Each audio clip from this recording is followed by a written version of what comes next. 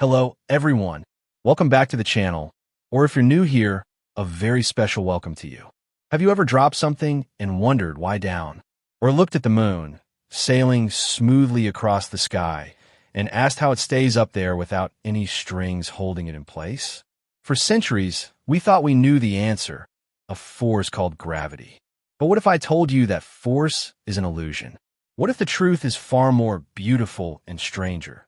That Earth doesn't pull the moon, but rather, Earth's presence bends the very fabric of reality around it, and the moon is simply coasting along the curves of that bent fabric. Today, we're going on a journey to understand that breathtaking idea, space-time curvature.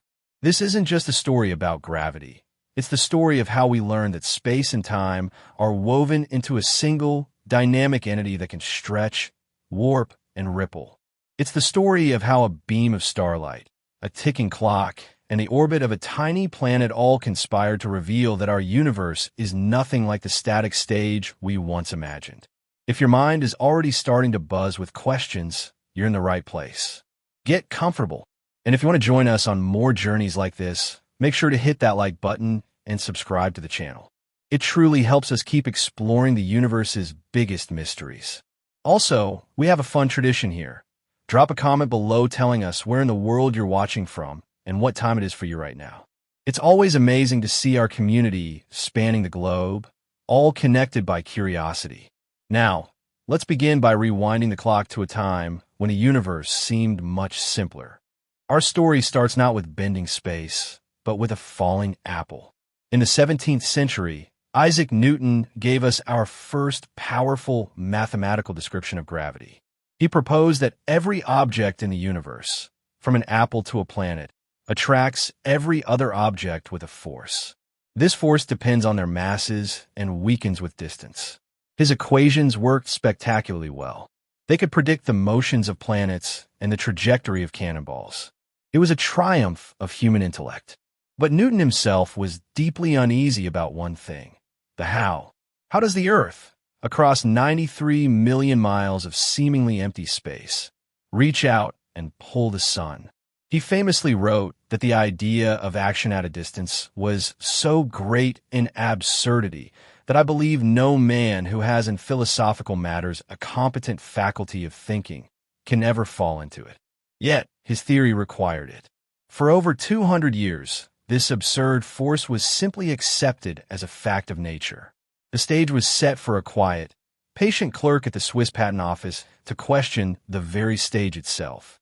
Albert Einstein's great insight began not with gravity, but with light and motion. His 1905 theory of special relativity revealed that space and time are not separate, rigid backdrops. They are fused into a single, flexible, four-dimensional continuum called spacetime. In this view, your journey through the world isn't just through space. It's a continuous path through space-time. Crucially, Einstein found that the speed of light is the ultimate speed limit of the cosmos, a constant for all observers. This led to incredible consequences. Time slows down, time dilation, and lengths contract for objects moving close to light speed. You see, special relativity was a huge leap forward. It told us that space and time are connected, that the speed of light is the ultimate constant, and that things like time dilation and length contraction happen when you're moving very fast. But it had a kind of perfect condition clause. It worked flawlessly, but only if you were imagining observers who were moving in a very specific, very simple way, in a straight line at a constant speed. Physicists call these inertial frames.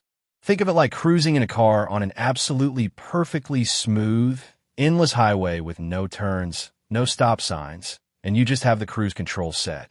From inside that car, if you close your eyes, you might not even feel like you're moving. The laws of physics in that car are simple and obey Einstein's 1905 rules. But the real world is not a perfect, straight highway. The real world is full of starts and stops, twists and turns. If you slam on the brakes, you lurch forward. If you take a sharp turn, you're thrown against the door. That feeling of being pushed or pulled, that's acceleration. It's a change in your motion, a change in either your speed or your direction. And special relativity, for all its brilliance, got very quiet when asked to describe the laws of physics from the perspective of someone slamming on the brakes or spinning in a centrifuge. It was a theory for the perfect cruise, not for the messy, start-stop reality of most motion. And this wasn't just a minor technicality. Gravity, the most familiar force in our daily lives, is the king of acceleration. When you drop an apple, it doesn't fall at a constant speed. It starts slow and goes faster and faster. Its velocity is constantly changing. It is accelerating. So, by its very nature, gravity was the big, obvious elephant in the room that special relativity simply could not talk about. For 10 years, this problem gnawed at Einstein. How do you bring gravity into this beautiful but limited picture of space-time? His breakthrough thought experiment, the man in the elevator, is so powerful precisely because it's so simple. It cuts through incredibly complex mathematics and gets right to a profound physical truth. Let's really put ourselves in that elevator. First, picture the scene. You're a passenger in a windowless, perfectly smooth elevator car, far out in the emptiness of deep space. There are no stars visible, no sense of up or down. You're just floating, weightless, alongside a pen that floats in front of you. This is genuine zero gravity. Now, imagine a cable on top of the elevator starts to pull. It pulls with a perfectly steady, smooth force. The entire box begins to accelerate upwards. We call it upwards because that's where the pull is coming from, at exactly 9.8 meters per second every second, the same acceleration a falling object has here on Earth. What do you feel?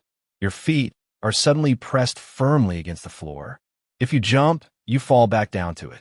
If you take that floating pin and let go of it, what happens? From your perspective inside the box, the pin doesn't just hang there. It appears to accelerate downward, thunk, and hits the floor. Why? Because while you, the floor, and the entire elevator are all being accelerated upwards together, the pin, the moment you release it, is no longer being pushed. It's left behind, obeying the law of inertia. It wants to keep doing what it was doing, which was moving at a constant velocity. But the floor is catching up to it, accelerating upwards until it smacks into the pin. To your eyes, it looks for all the world like the pin was pulled down by a force. You feel your own weight. The experience is indistinguishable from standing in a stationary elevator on Earth. Now, cut to scene 2. You're in an identical windowless elevator, but this one is sitting perfectly still on the solid ground of Earth. You feel your feet on the floor. You feel your weight. You take a pin, drop it, and it falls straight down and hits the floor. Everything feels precisely the same as it did in the accelerating box in space. Here is the monumental realization. There is no experiment you could possibly do confined inside that box that would tell you which scenario you are in. You could measure the time it takes the pin to fall. You could measure your weight on a scale. You could watch how a drop of water falls. Every single test would yield the same result. This is the equivalence principle in its simplest form. The effects of being in a uniform gravitational field, like Earth's at its surface, are locally equivalent to the effects of being in a uniformly accelerating frame of reference. Let's chew on the word locally for a second. It's important. This perfect equivalence holds true in your small, confined box. But if your elevator were the size of a skyscraper, you might start to see clues. On Earth, if you drop 2 pins from a great height, one from the top and one from the bottom, their paths would converge slightly toward the center of the Earth. In the accelerating rocket in space, 2 dropped pins would appear to fall on perfectly parallel paths. So the equivalence is for a small enough region of space that the gravitational field appears perfectly uniform. But for that man in that box, it is absolute. This was Einstein's happiest thought. It meant that gravity was not like other forces.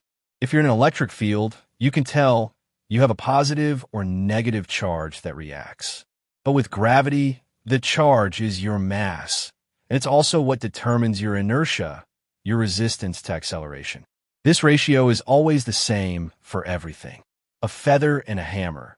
In a vacuum where air doesn't interfere, accelerate under Earth's gravity at exactly the same rate. That's why the equivalence works. Gravity seems to act on the very stage upon which physics plays out, not on the actors themselves. Now, follow the logic further. In the accelerating rocket, we know what's happening. You feel pressed to the floor because you're being mechanically pushed by the elevator floor, which is connected to the rocket engines. You are being forced off your natural, straight-line path through space-time. In the language of physics before Einstein, a force is what causes you to accelerate, to deviate from constant velocity motion. But in the stationary elevator on Earth, what is pushing you? There's no rocket engine. You're just standing there. Yet, you feel the same force. The equivalence principle says the experience is the same, so the underlying reality must be connected. If in one case, acceleration in space, the force is a result of you being pushed off a straight-line path, then in the other case, gravity on Earth, maybe the force is also you being pushed off a straight-line path. But wait, pushed by what? And off of what? This is the leap. Einstein proposed that in the gravitational case, there is no force in the traditional sense at all. Instead, what we call gravity is a consequence of the very shape of the arena in which everything happens. Imagine the straight-line path through space-time, what an object would naturally follow if no forces acted on it. In the flat, gravity-free space-time of special relativity, that's just a straight line. But if the space-time itself is curved, then the straightest possible line on that curved surface is also a curved line. Let's use an analogy. Imagine you and a friend are standing on the equator, and you both start walking perfectly straight north. Your paths are parallel at the start. But if you could walk forever, you'd find yourselves mysteriously getting closer and closer together until you finally bump into each other at the North Pole. From your perspective on the ground, it might seem like some invisible force is pulling you toward your friend. But there's no force. You're both just walking straight lines on the curved surface of the Earth. The geometry of the planet itself is guiding your paths to converge. Einstein's revolutionary answer was that mass and energy, due to the four-dimensional fabric of space-time, what the North Pole does to the two-dimensional surface of the Earth. They curve it. They warp it. The sun creates a kind of valley in the space-time around it.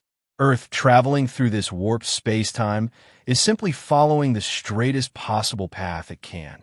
It's geodesic. But because the space it's moving through is curved, that straightest path looks to us like a closed elliptical orbit. The apple falling from the tree isn't being pulled by a force. It's following its natural, straight-line geodesic through space-time that has been curved by the Earth's mass. The ground is just in its way. So, the equivalence principle was the crucial bridge. It connected the experience of gravity to the geometry of motion. It told Einstein that if accelerating observers feel like they're in a gravitational field, then gravitational fields must be linked to the geometry of space-time. It shifted the question from what force causes things to fall to what shapes the paths that things naturally follow. The answer, the mass and energy content of the universe, shapes space-time itself, and space-time then tells objects how to move. Matter says space-time curve like this. Curved space-time says, matter, move like that. And with that, the door was blown wide open. No longer was gravity a mysterious, invisible tugging between distant objects. It became a property of space and time themselves, a dynamic, flexible, bendable stage that interacts with the actors upon it. All the wondrous predictions, bending light, black holes, gravitational waves, the expanding universe, flow from this single, elegant, and deeply amusing thought. A man in an elevator can't tell if he's on Earth or in a rocket, and that confusion reveals the true, curvy nature of reality itself. Let's build this picture step by step. First, imagine space-time as a vast, taut, rubber sheet. This is a 2D analogy for our 4D reality, but it will serve us well.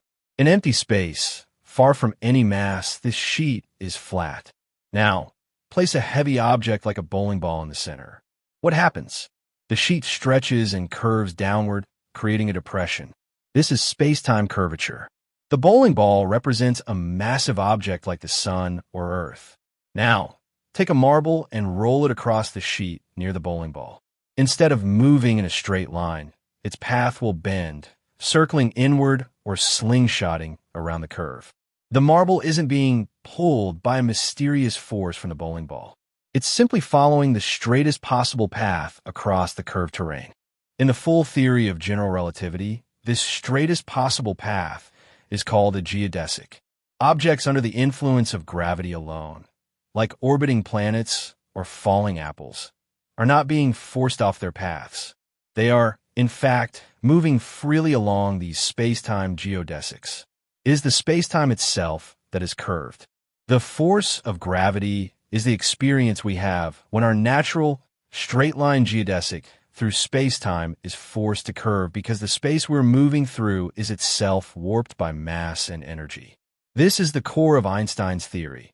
Matter tells space-time how to curve, and curved space-time tells matter how to move. But how does mass create this curvature? The relationship is encoded in the Einstein field equations. This set of 10 interrelated equations is the heart of general relativity. In a beautifully compact form, they state, space-time curvature equals energy and momentum content. The left side of the equation describes the geometry of space-time, how severely it is bent and twisted. The right side describes the source of that bending, not just mass, but all forms of energy, momentum, and pressure. This was a monumental leap. In Newton's view, only mass created gravity. In Einstein's universe, everything with energy contributes. Light, heat, even the pressure inside a star. Now, let's explore the stunning consequences of this bending of reality. The first great test came from a flaw in Newton's celestial mechanics. For centuries, astronomers tracked the planet Mercury. Its orbit is an ellipse, but Newton's equations predicted this ellipse should rotate or precess around the sun at a very specific, slow rate. The observed precession was ever so slightly faster, by just 43 arcseconds per century. It was a tiny discrepancy, but it persisted. When Einstein applied his new field equations to the sun's curvature, the calculated orbit of Mercury matched the observed precession exactly. General relativity had solved a decades-old mystery. The second test was more dramatic and made Einstein a global celebrity. His equations predicted that the path of light itself would be bent by space-time curvature. Now, let's settle into one of the most thrilling chapters in all of science. A story that has everything: a brilliant prediction, a daring global expedition against the backdrop of a world war, a race against time and weather, and a result that quite literally changed how we see the universe and turned a theoretical physicist into the world's first scientific superstar. This is the story of how a total solar eclipse proved that light itself bends, and in doing so, confirmed that space is not empty, but a flexible, curvable entity. To understand why bending light was such a big deal, we have to rewind a bit. For centuries, since Newton, light was thought to travel in perfectly straight lines. It was the ultimate reference line of the universe. If you wanted to check if something was straight, you used a light beam. Isaac Newton himself, who pioneered our understanding of gravity, also thought light was made of tiny particles, which he called corpuscles. If that were true, then one could imagine that these particles of light, having some tiny amount of mass, might be pulled by gravity just like an apple or a planet.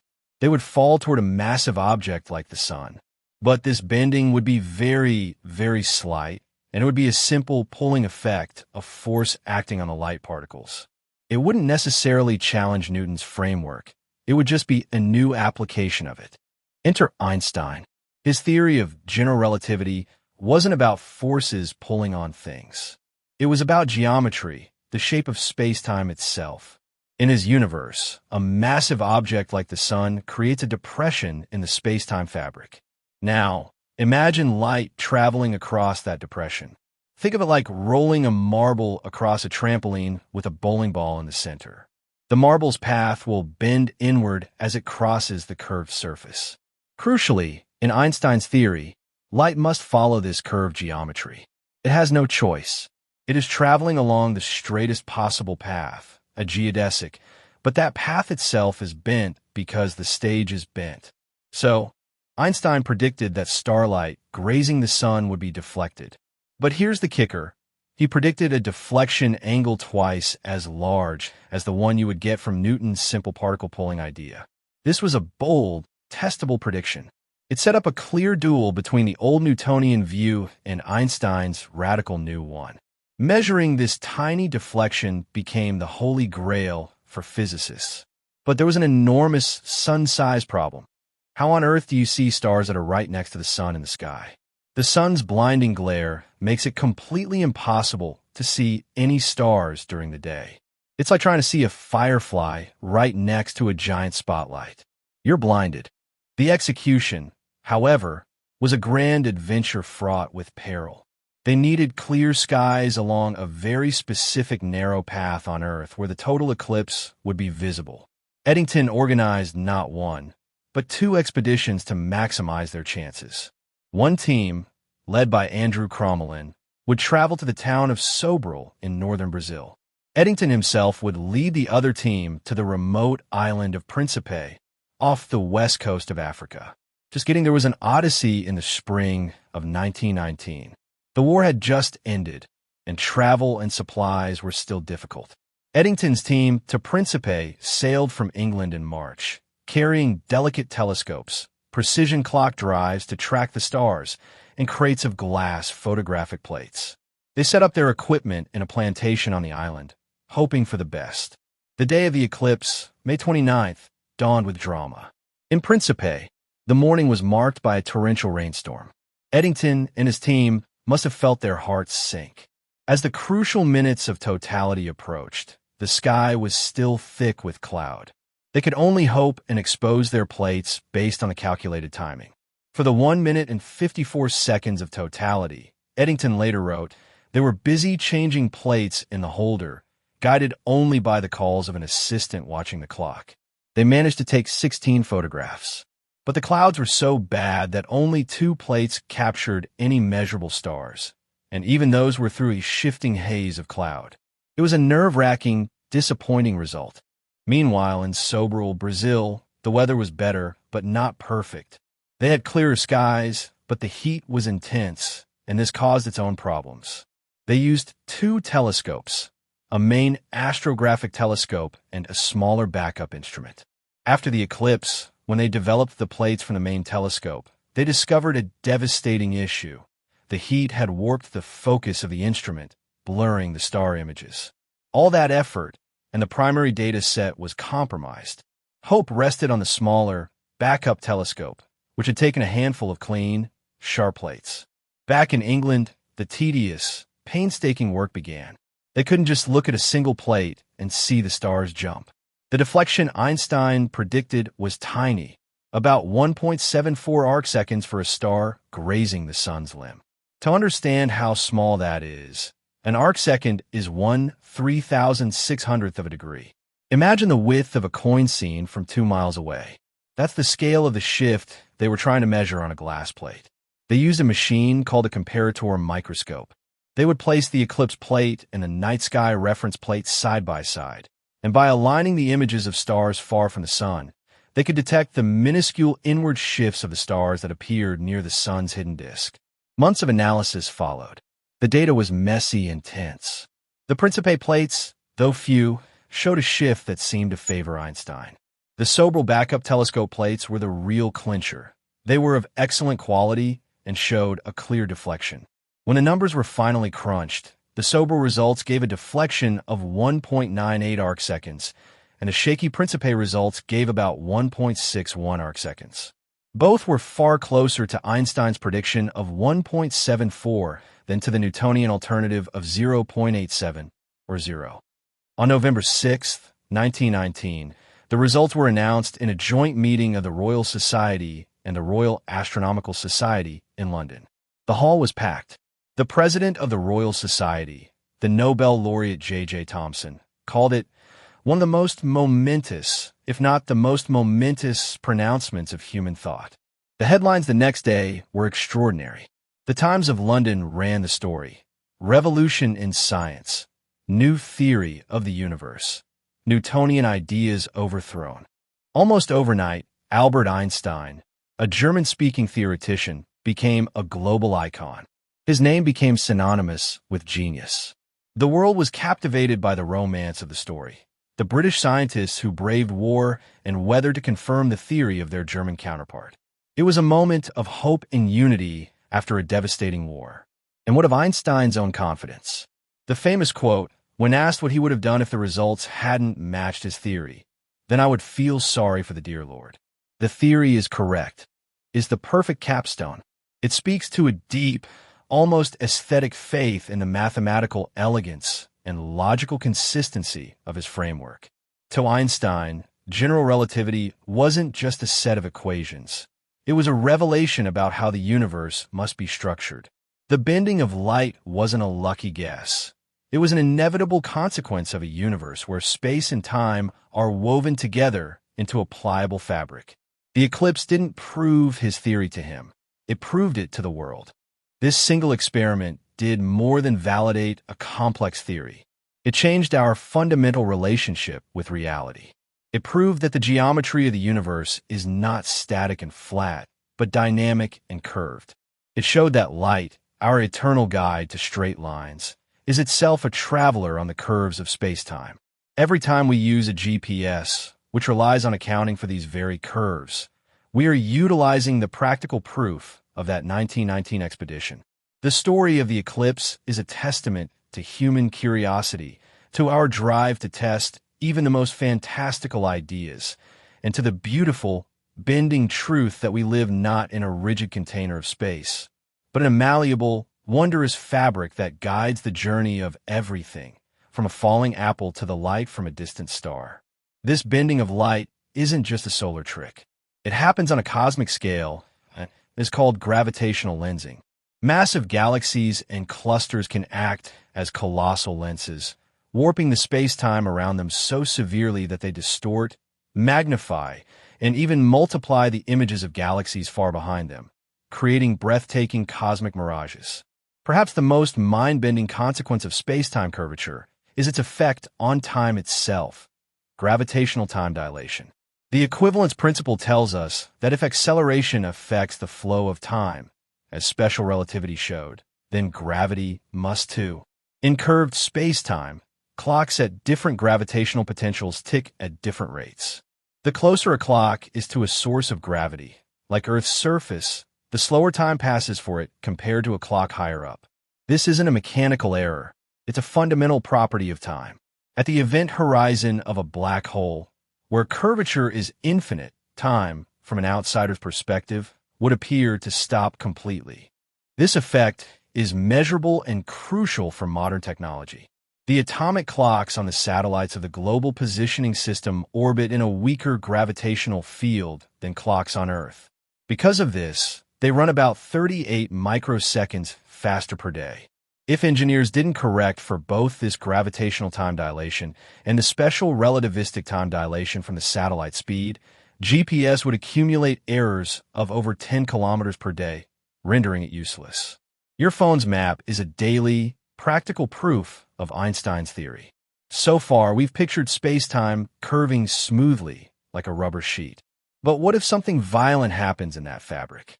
Einstein's equations also predicted that when massive objects accelerate violently, like two black holes spinning around each other at nearly light speed, they don't just bend space-time, they send waves of curvature rippling outward at the speed of light. These are gravitational waves. For decades, they were thought too faint to ever detect. Then, in 2015, the LIGO Observatory made history by sensing the chirp of gravitational waves from two black holes colliding over 1 billion light-years away. The disturbance they measured was almost unimaginably small, a change in length thousands of times smaller than a proton. This detection didn't just confirm another prediction. It opened a new window on the universe, allowing us to hear the collisions of invisible objects. The ultimate expression of space-time curvature is a black hole.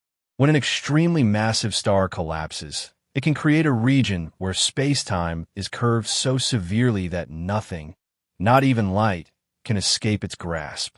The boundary of this region is the event horizon. At the very center lies the singularity, a point where our current laws of physics break down and space-time curvature becomes infinite. Now, This is where our story takes its most fascinating and perhaps its most challenging turn. We've just marveled at how Einstein's theory of curved spacetime gave us black holes, bending light, and even a working map on our phones. It feels complete, majestic, and beautifully deterministic, a cosmic clockwork.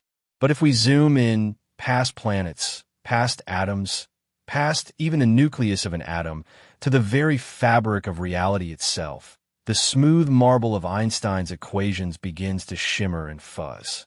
Another theory, born from studying the inside of atoms and the particles that flash through cloud chambers, tells us that at its heart, the universe is not a smooth, predictable clockwork.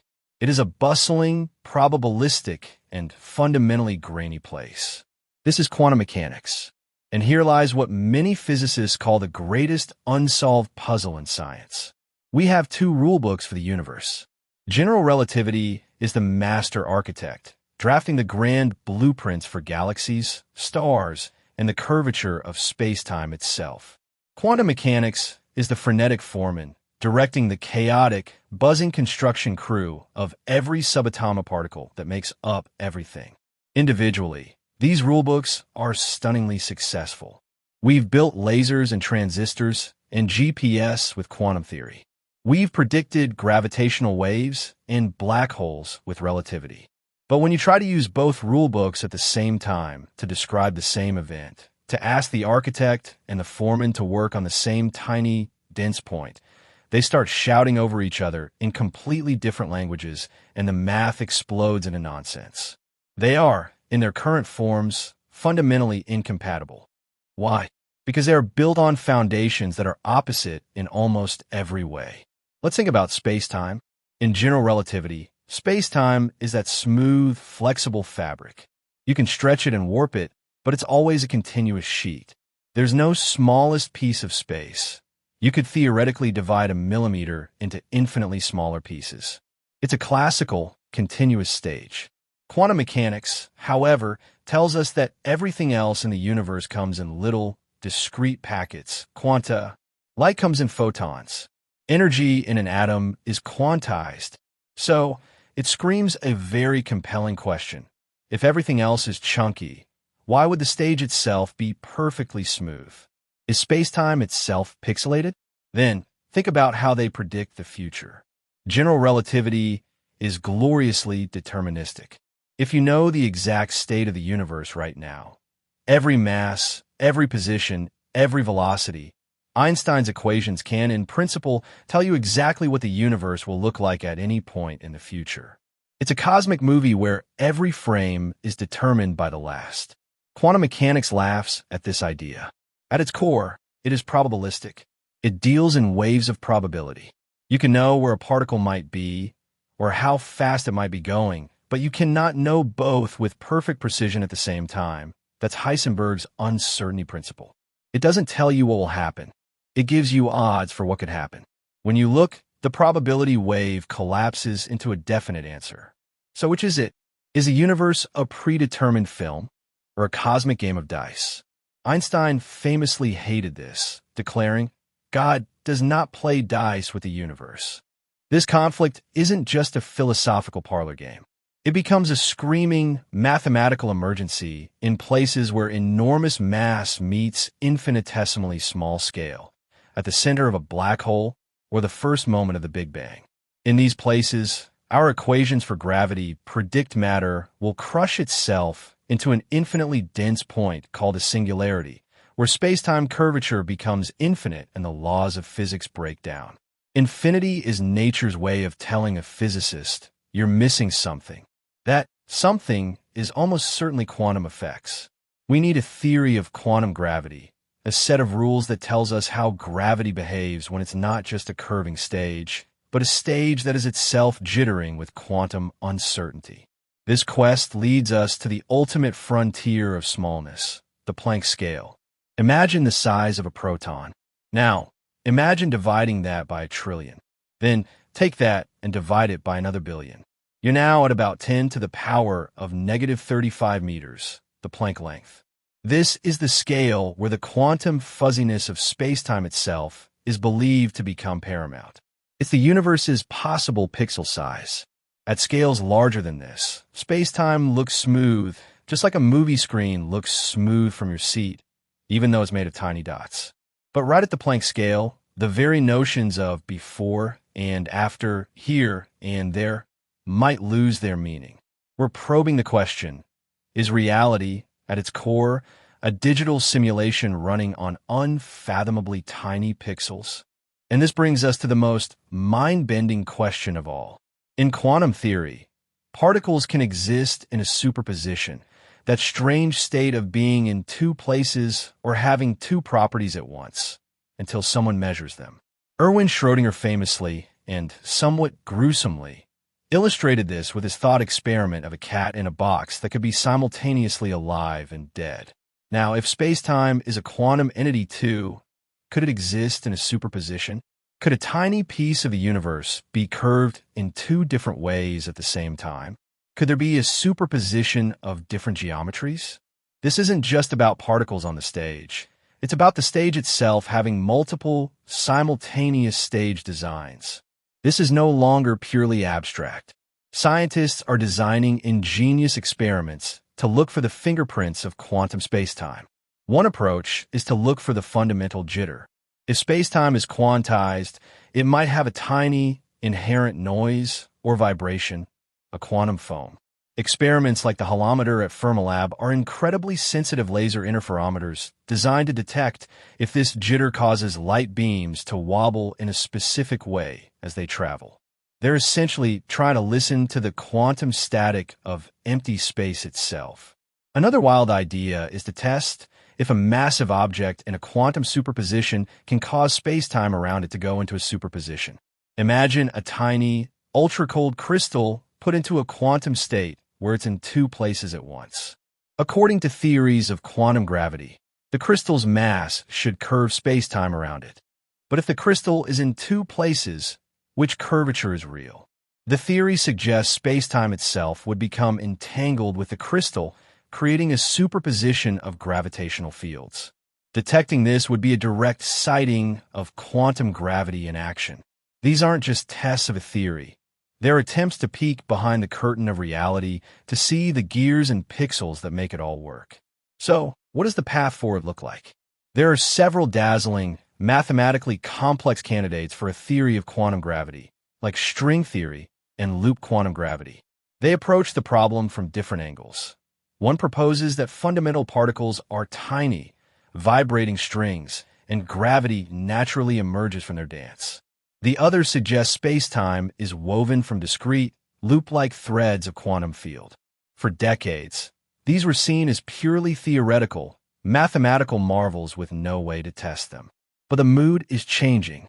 As highlighted in recent research, new quantum gravity theories are being proposed that describe gravity in a way consistent with the other forces in the standard model of particle physics, offering a potential path to a true theory of everything. The journey to unite the vast and the tiny, the smooth and the grainy, the certain and the probable, is the greatest adventure in modern physics. It's a quest that asks us to let go of our deepest intuitions about time, space, and reality. It tells us that our understanding, as magnificent as it is still a beautiful, incomplete sketch. And in that incompleteness lies the thrilling promise that the universe still has secrets more wondrous than we've yet dared to dream. The cosmic stage isn't just curved. It might be alive with a quantum hum, waiting for us to learn how to listen. So, there you have it. From Newton's mysterious force to Einstein's dynamic curvature, our understanding of gravity has been a journey of incredible imagination and rigorous proof. We've seen that what we perceive as the pull of gravity is really the geometry of the universe guiding us along its curves. Spacetime is not a passive stage. It is the lead actor shaped by the matter and energy within it, and in turn, directing the cosmic dance. If you made it this far, thank you for embarking on this deep dive with me. I hope it has bent your mind in the best possible way. If you enjoyed this journey through the warps and wefts of reality, please give this video a thumbs up. It really helps the channel. And don't forget to subscribe and hit the bell icon so you don't miss our next exploration into the wonders of the universe. Once again, I'd love to hear from you. Comment below. Where are you watching from, and what time is it for you right now? Let's see the span of our curious space-time navigating community. For now, from my little curved patch of space-time to yours, thank you for watching, good night, and keep looking up